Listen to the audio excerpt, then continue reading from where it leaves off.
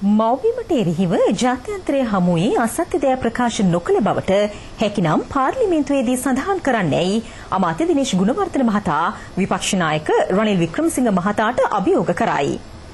GSP බදු සහනය සම්බන්ධයෙන් ඇති වූ විවාදයකදී මෙම උණුසුම්කාරී තත්ත්වය හටගැනින. ඔබතුමාලා කරන පැමිණිලි සාධාරණ නැහැ.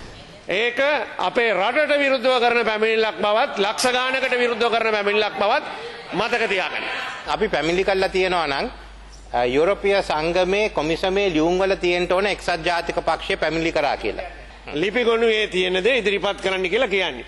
ඔබතුමා ප්‍රකාශයක් කරනවද කිසිම අවස්ථාවක මේ යුරෝපා හවුලේ කිසිම නිලධාරියෙක්ට හෝ නායකයෙක්ව අමතිවරයෙක්ට ලංකාවේ විරුද්ධව සාකච්ඡාවක් කරලා නැහැ කියලා දැන් ප්‍රකාශයක් කරනවද? නෑ. GSP හෝ ලංකාවට එලෙස බලපාන සාකච්ඡාවක කරුණු කියලා නෑ. එහෙම කියලා තියෙනවා නම් ඒක වෙන කෙනෙක් තමයි කියලා තින්නේ මගේ නම පාවිච්චි කරලා කියලා ප්‍රකාශයක් කරන්න.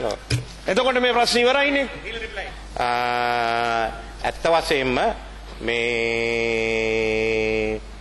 අපේ නිලධාරීන් ගිහින් කියනවා මේක උවමනා නැහැ කියලා. මොකද්ද වැරද්ද? ගරු විපක්ෂ නායකතුමා පෝල් පෙරේරාගෙන් පිළිතුරු දුන්නා. ඉතින් මම කිව්වා නෑ මම කිව්වා මුන්දේසි දාන්න කියලා මානව අයිතිවාසිකම් මම කිව්වේ නෑ. දැනුම් දීලා තියෙනවා. දැන් මගේ නැත්තම් නෑ කියන්නේ. මම එහෙම කරත් ඒක වැරද්දක් නෑ.